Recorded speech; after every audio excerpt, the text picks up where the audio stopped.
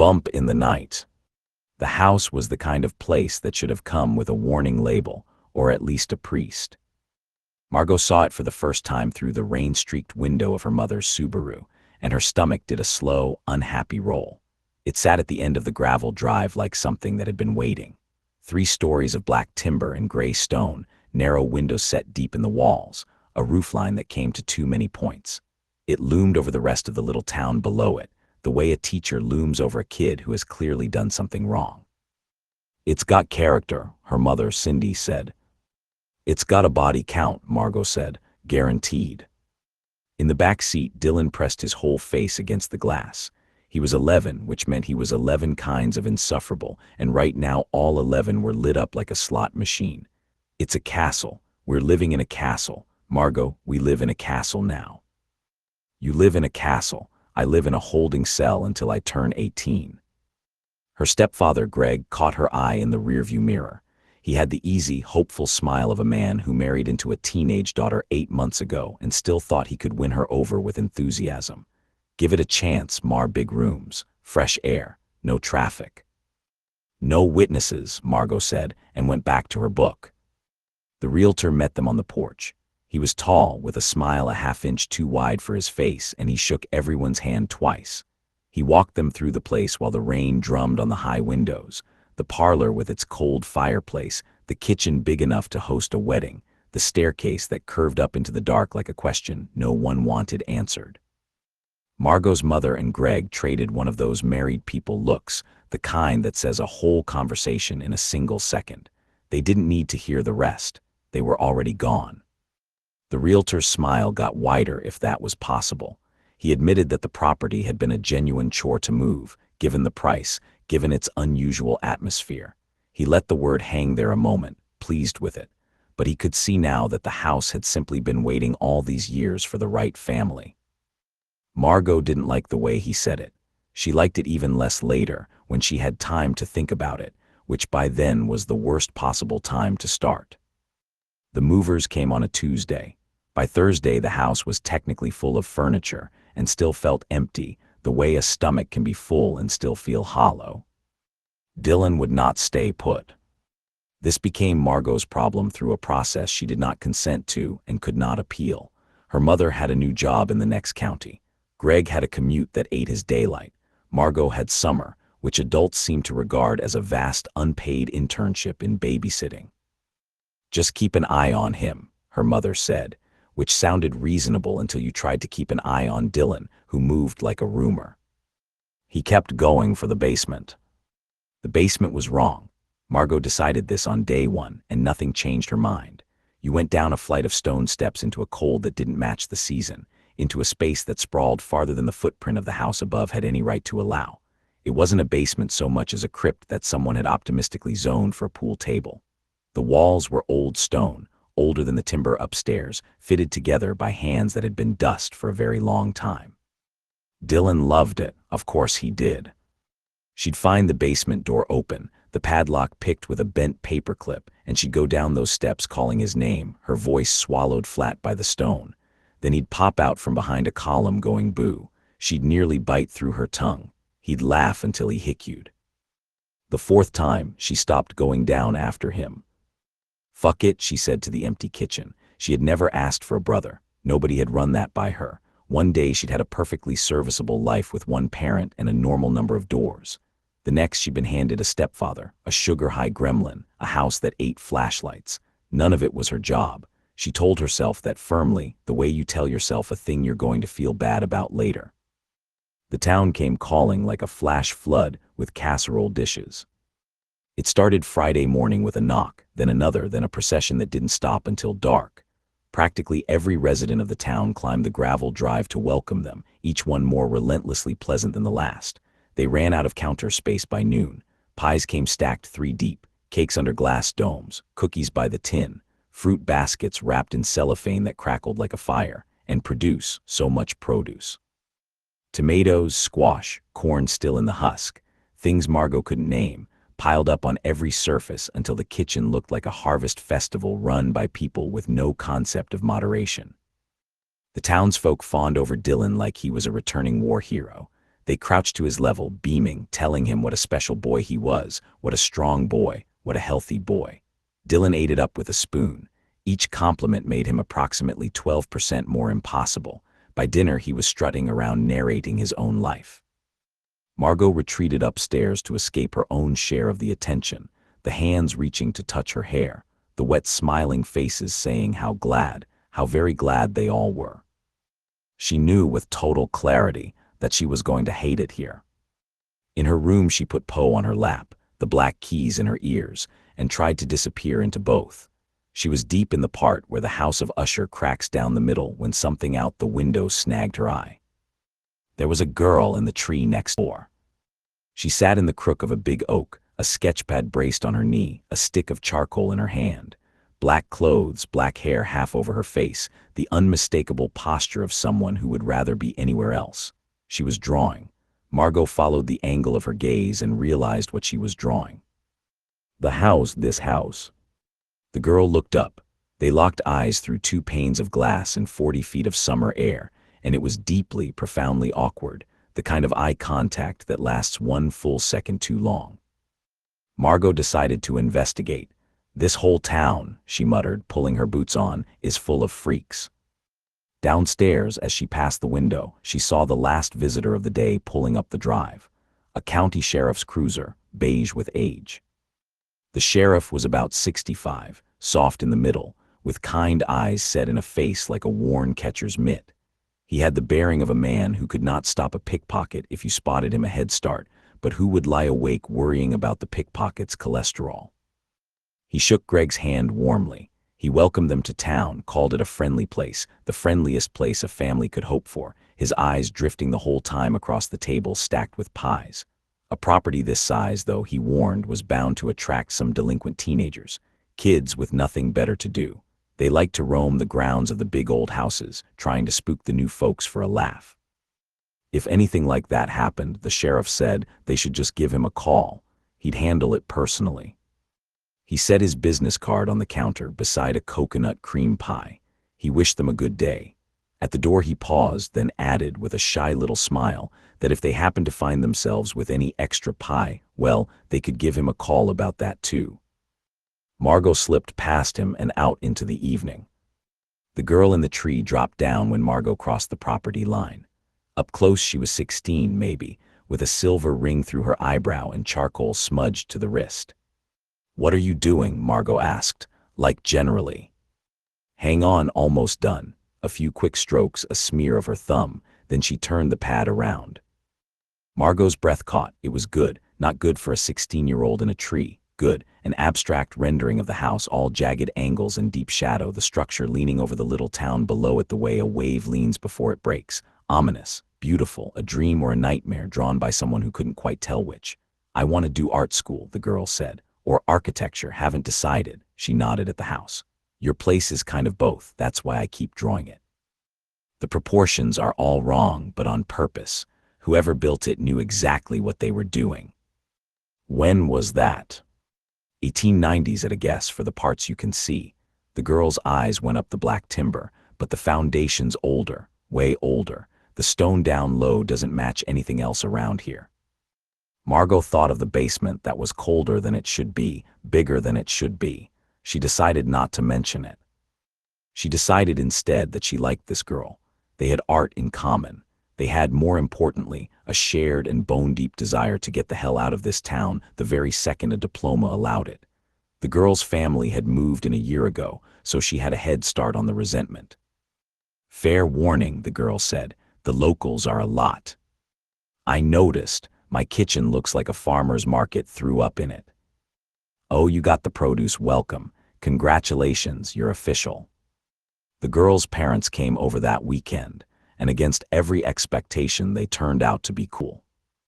They were the kind of adults who didn't perform being adults. The dad had a graying ponytail. The mom laughed with her whole body.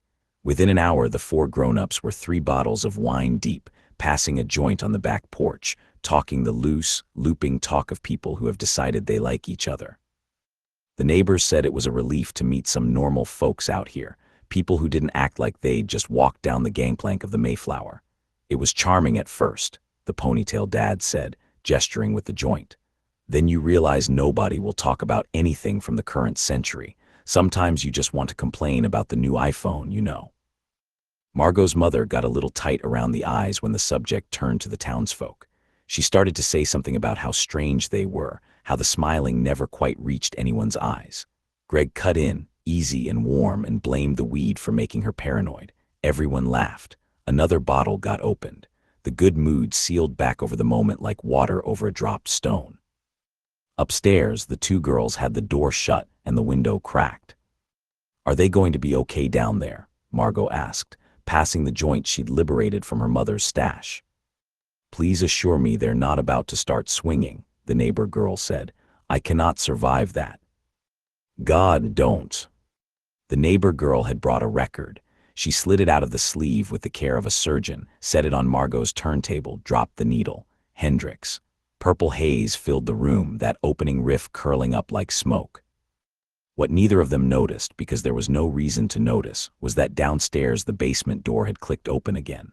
Dylan had a fresh paperclip and a head full of his signature mischief. When the door creaked open, he went down the stone steps and kept going. Past the columns, past the place where Margot always stopped, into the part of the dark she'd never seen, farther down than he had ever dared before. He found something down there. Or it found him. The neighbors said their good nights, leaning on each other for balance. They thanked their hosts at the door, loud and sincere, telling the hosts over and over how glad they were the new family had come. They promised to come back soon, once everybody restocked the weed. Then they wove off across the dark lawn toward their own porch light, two silhouettes holding each other up. Margot's mother shut the door, turned to Greg, and they shared a quiet, slightly drunk, deeply happy smile. For one treacherous second, watching them, Margot let herself think it. Maybe a few years out here wouldn't be the end of the world. Maybe. The basement door opened. Dylan stood in the frame. He was white, not pale, not sick white. White like paper, white like something with all the color wrung out of it. His eyes were open and there was nothing behind them, no light, no Dylan, just two dark windows looking into an empty house. Something terrible had happened to him down there in the dark. At first they were sure it was an illness, because illness was a thing they understood. They did all the right things. They got him onto the couch. They felt his forehead and snatched their hands back because he was burning.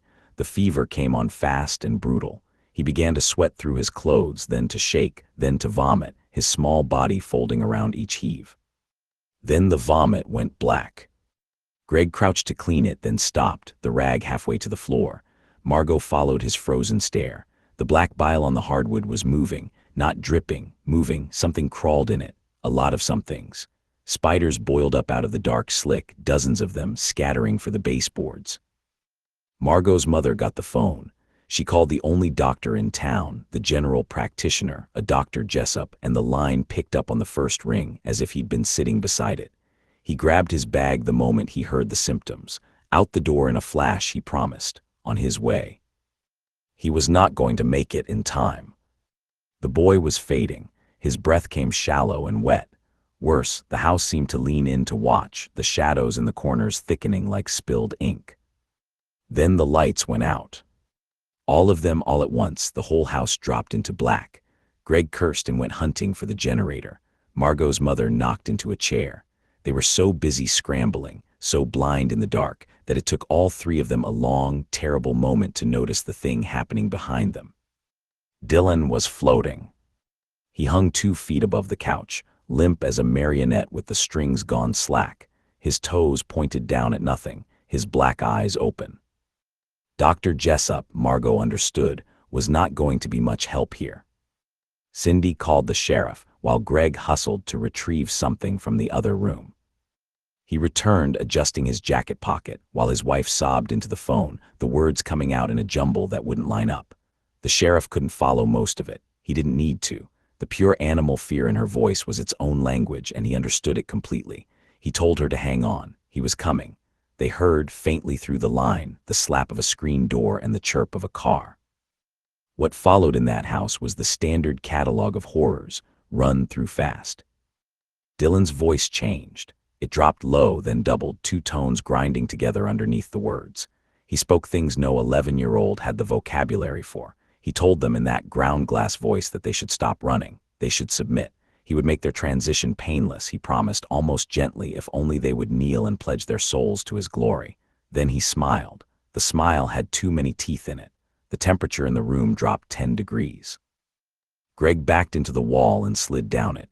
"This is my ex-wife's fault," he said to no one, to the air. "I swear to God, her womb was a poisonous snake pit. I knew it, I knew it."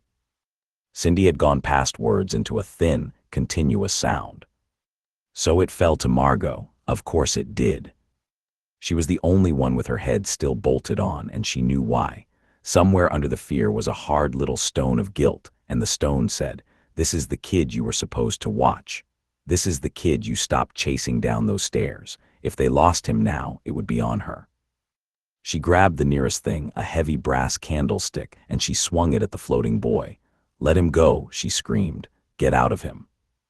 All she accomplished was making it angry. The thing inside Dylan exploded, the lights that hadn't already died, every bulb in the room bursting at once in a spray of hot glass. The cutlery drawer flew open in the kitchen.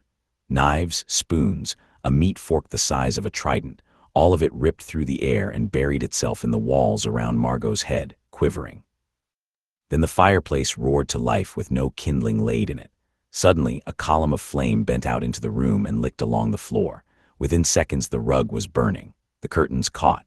An inferno bloomed up the walls, pyrokinetic and impossible, hemming them in. Greg tries to shield Cindy from the blaze, but it was clear to everyone there was absolutely no escape. Margot snatched the poker from the hearth.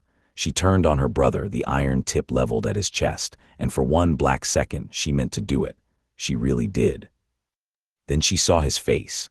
Under the crimson eyes and the wrong smile, there was still the round, dumb, 11-year-old face that had gone boo at her from behind a column. She couldn't, her arm wouldn't. So she pivoted. She drove the poker instead into the rusted chain bolted above him, where a vast iron chandelier hung from the ceiling beam. The chain gave. The chandelier came down on the floating boy with a crash that shook the floorboards. "Sorry, bro," she whispered. She grabbed a heavy drapery off the wall, the one part of the room not yet alight, wrapped it around herself, and ran straight through the wall of flame. The heat sucked the air out of her lungs. She came out the other side smoking, slapping at her sleeves, but alive. The front door was 20 feet off. She made it in 15, hauling the bolt back, getting it open a foot before some unseen pressure slammed it shut. She wrenched it. It came. She got through. Behind her, she heard the demon thing in Dylan howling that she would not escape, the door trying to barricade itself, the house itself working against her. She left her parents behind. She hated it. She told herself she'd be right back the second help came, and she half believed it. Then she was out, on the porch in the cool night air, home free. 4 people stood on her lawn. They wore masks, not Halloween masks, heavy ceremonial things of carved wood and dull metal, faces with no expression, eye holes that showed only black. They stood in a loose, patient row, 4 pairs of worn boots planted in the gravel, and they had clearly been waiting for her to come running out exactly like this. One of them raised a crossbow. Margot saw the bolt leave the string. She felt it punch through the meat of her shoulder, a white bar of pain, and she went down hard onto the porch boards, scrambling for the cover of the railing.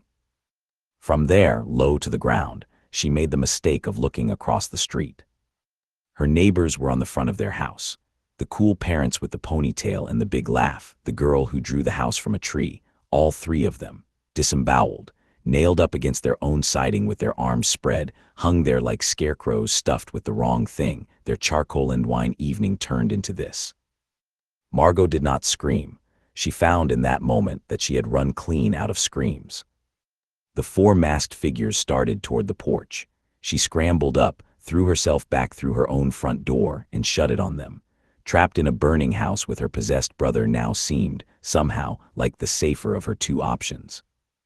The family had 2 problems now, working at cross purposes. Inside, a possessed 11-year-old who could fling furniture with a thought. Outside, breaking in window by window, a squad of masked killers who moved with the calm of people who had done this before. Margot got her mother up off the floor. She got Greg moving. They ran through a house that did not want them to leave. Doors slammed in their faces. The hallway runner bucked under their feet. Cold spots opened in the air like trapdoors. Around every corner, the dark offered a fresh option. A knife in the wall, a shape in a doorway, the wet sound of Dylan's bare feet somewhere above them, tracking. It was non-stop.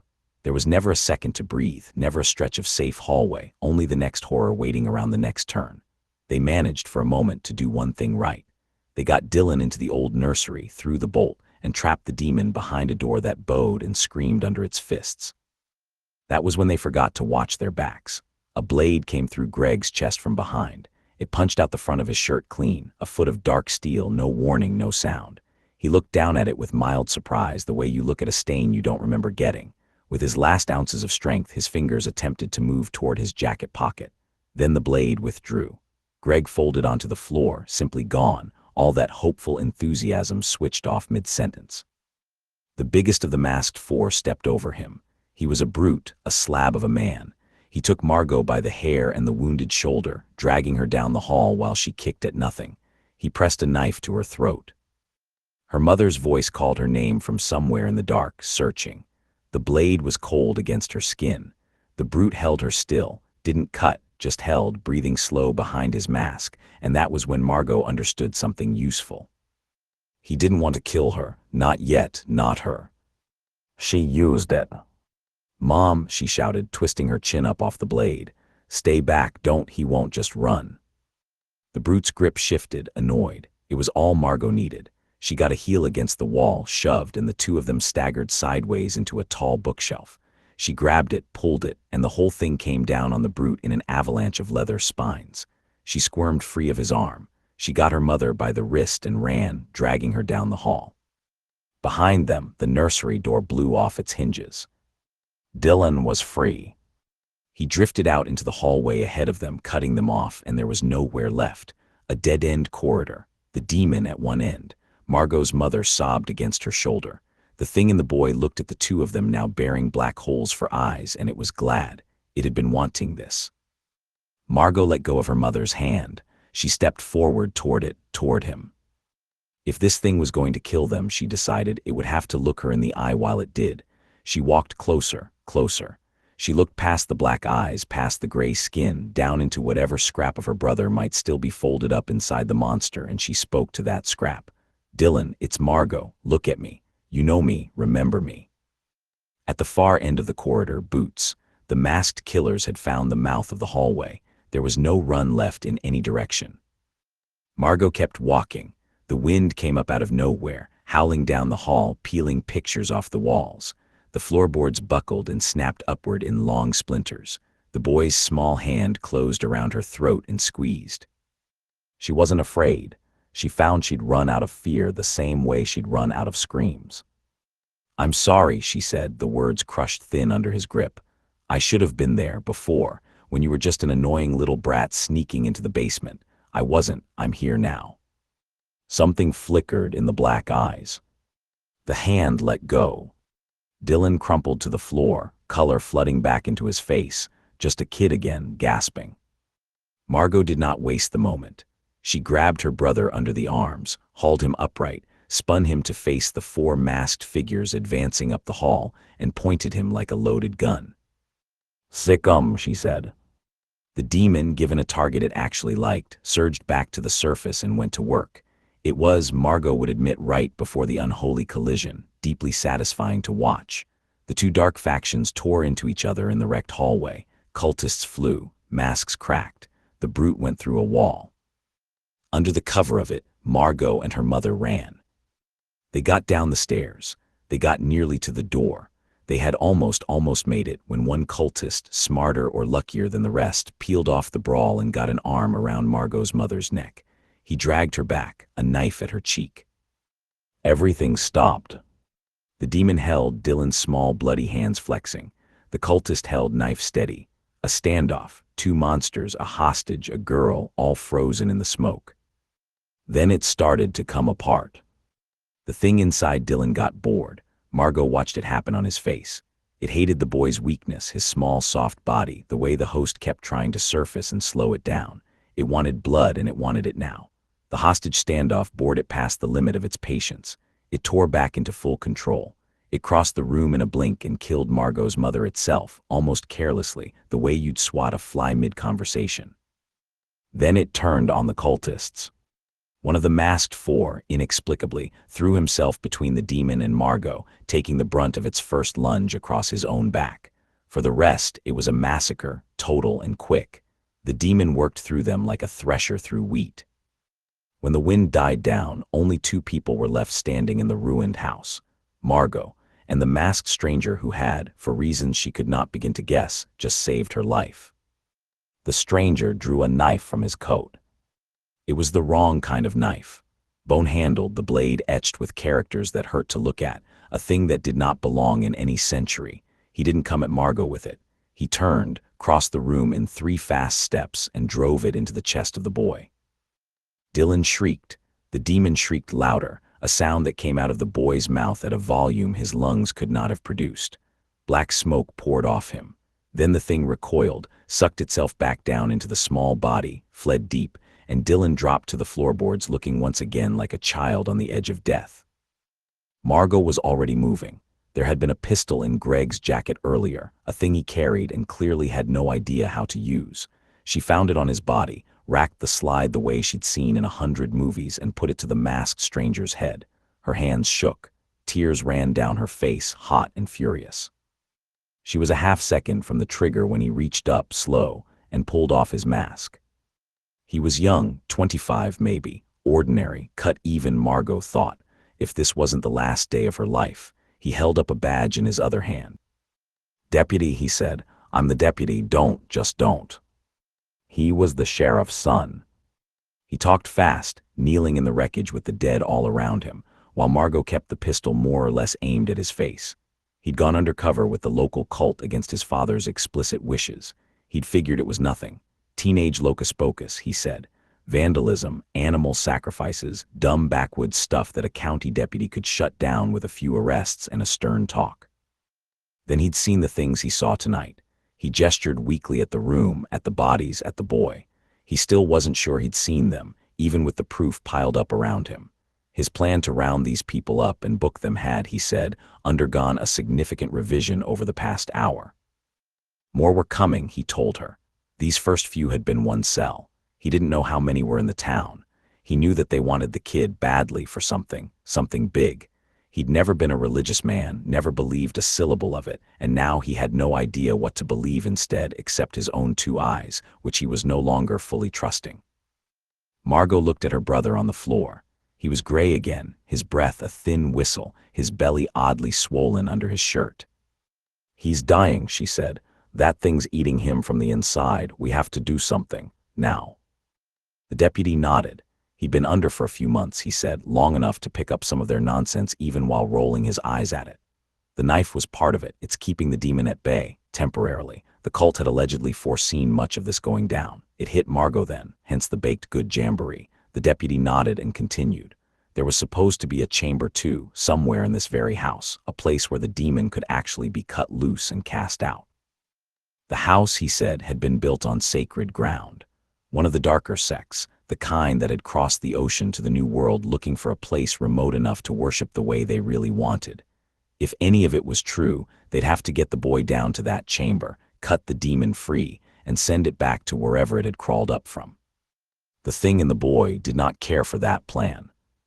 Dylan's distended belly shifted, something pressing out against the skin from inside, and the house answered. The floor pitched. A long groan rolled through the timber, the whole structure flexing like a ship in heavy sea. Margot looked up at the window, and there were faces in it. A dozen pale faces under the glass, watching. More cultists arrived for the main event. "Basement," the deputy said. "The chamber's down there. We have to go now." They charged. The deputy threw Dylan over his shoulder. Margot took the rear with the pistol. Behind them, the front door burst inward, and the townsfolk poured into the house, robed now, dropping the Paisan Smiles act entirely. Halfway across the parlor, a hand closed around Margot's ankle and took her down hard. The brute, the big one, the one who dragged her by the hair, the one she'd buried under a bookshelf. He was not dead. He was very much not dead, and he was furious about the bookshelf. They ran, and the house fought against them, more rushing wind and sudden flames doing all they could to bar their way. The brute, too, hauled himself up and gave chase. The robed crowd surged behind. Doors slammed to cut them off. The stone steps tried to twist. Margot took a sharp iron barb through the meat of her calf as she ducked a swinging beam, the pain white and total, but she didn't stop, couldn't stop. They were close. One more corner in the cold, horrible dark. One more turn and they'd be in the chamber. She rounded it. Half the town was already there.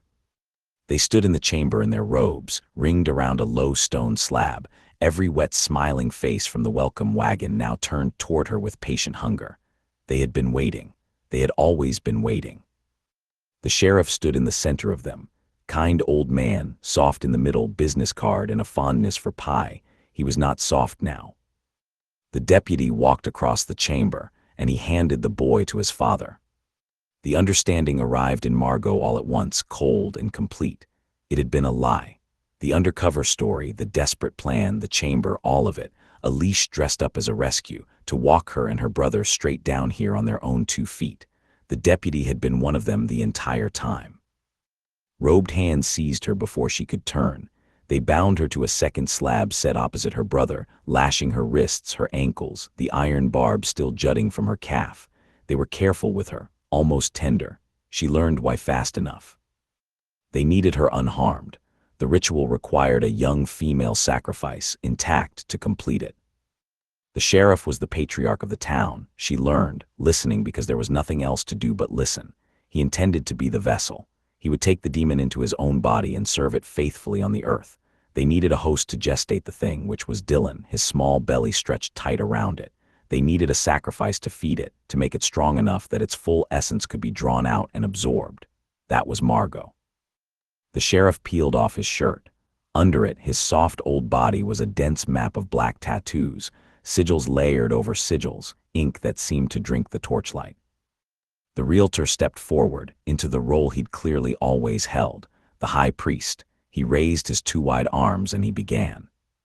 Dr. Jessup, who had never been coming to help, took the bone knife. He approached Dylan's slab.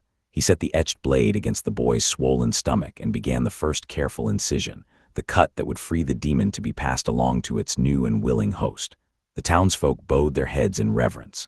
They pressed their hands down on Margot to hold her still, dozens of warm hands, while the deputy stepped up beside her with a wide brass bowl to catch her blood once it ran across the slab.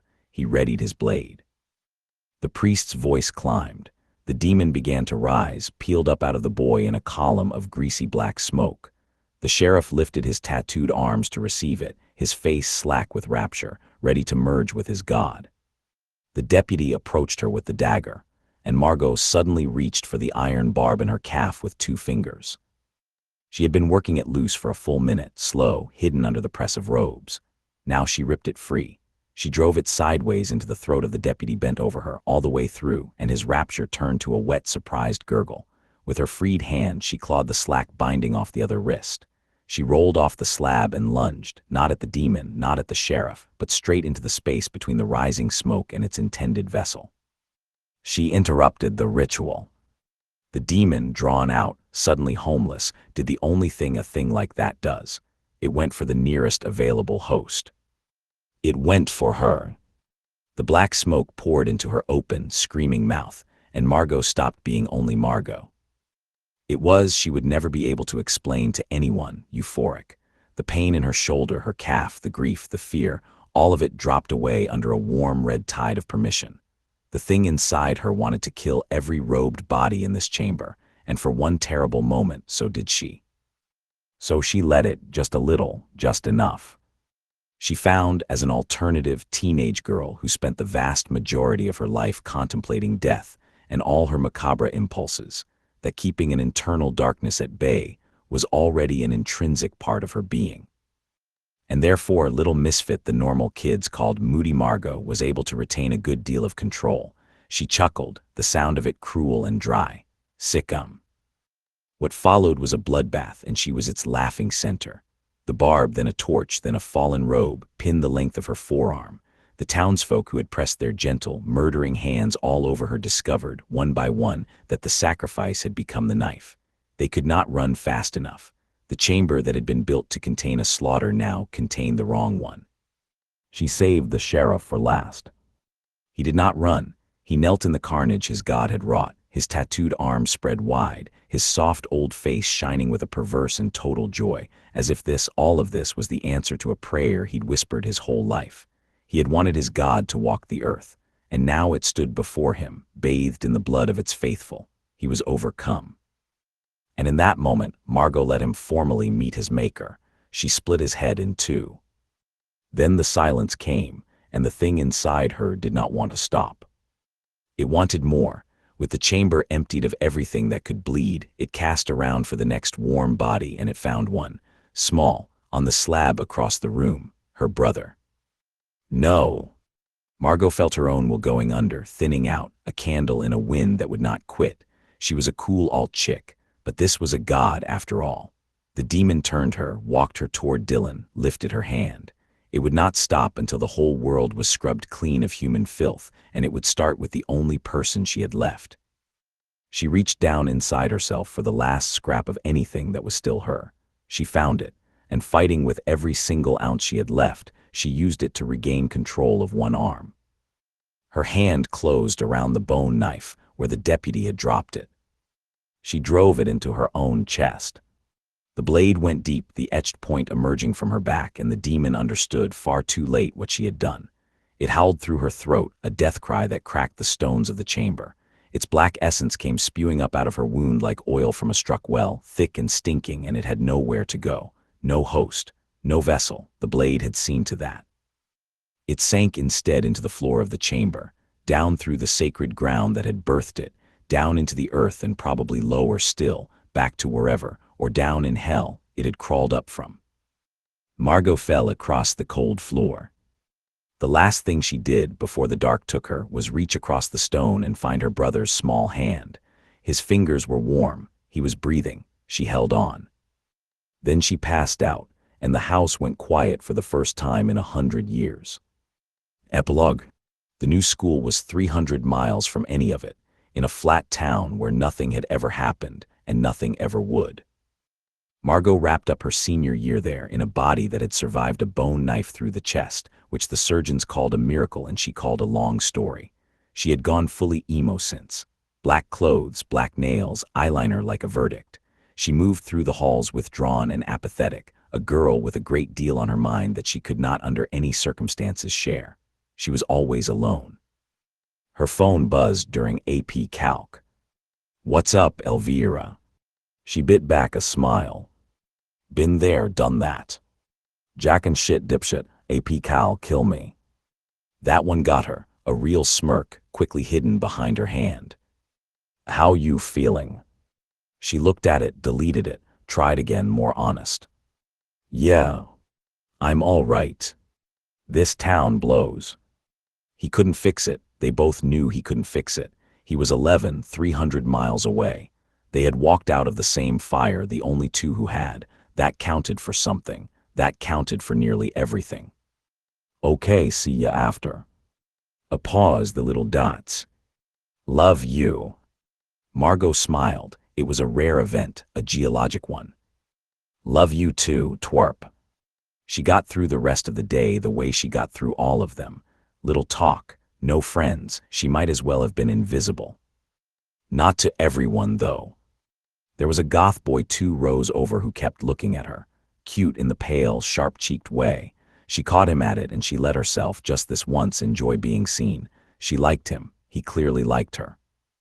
After lunch, they ended up in the janitor's closet, all the way at the end of the science wing, doing the thing teenagers do in janitor's closets. He ran a fingernail down her cheek, a long, filed nail.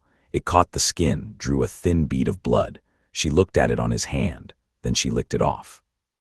He grinned. He had a private spot in the woods, he said, somewhere they could really be alone. He was dying to show her. They cut last period and walked out past the soccer fields into the trees. He led her down a path only he seemed to know. They were not alone. A pack of his friends came out of the brush all at once, 6 of them, dressed up like budget vampires, all velvet and drugstore fangs. They grabbed her. They gagged her with a strip of cloth before she could make a sound. They bound her wrists behind her. Her own thoughts went white and flat with a single refrain. Not again. This cannot be happening to her again. They marched her to a clearing where a makeshift altar waited, a slab of cinder block and stolen church candles, and they laid her out on it. The cute boy stood over her now with a switchblade, his grin gone hungry, ready to have his fun the way the gang had clearly had it with all the others before her. He looked up to start. His face changed. The girl on the altar was no longer bound. The cloth gag hung loose around her neck. She was sitting up, examining her freed wrists with mild academic interest, as if the ropes had been a suggestion she'd politely declined. "It took a while to track you down," Margot said. She swung her boots off the altar, stood, and reached into the shaft of one thigh high. "I'll give you that. You're not as sloppy as the other inbred backwoods cults, but you're sloppy enough." Her hand came back out holding the bone knife, the etched blade, the one she'd put through her own heart in a chamber under a house on sacred ground, and had carried with her every single day since. The boy with the switchblade took a step back. He no longer felt like the one holding the weapon. His friends shifted in the brush, fangs slipping, suddenly unsure what exactly they had ambushed. Margot turned the blade over, inspecting the edge. Then she looked up at them and smiled. It was not a rare, geologic smile this time. It was a different kind entirely. "Here's the thing about the Lord of Darkness," she said. "There's only one." Her eyes went black, all the way black edge to edge. "May." She let out the remnant of the thing that still lived inside her, the scrap that had never fully sunk into the earth, the part she'd been keeping, and she set about her unholy work, feasting on the shrill chorus of their final screams.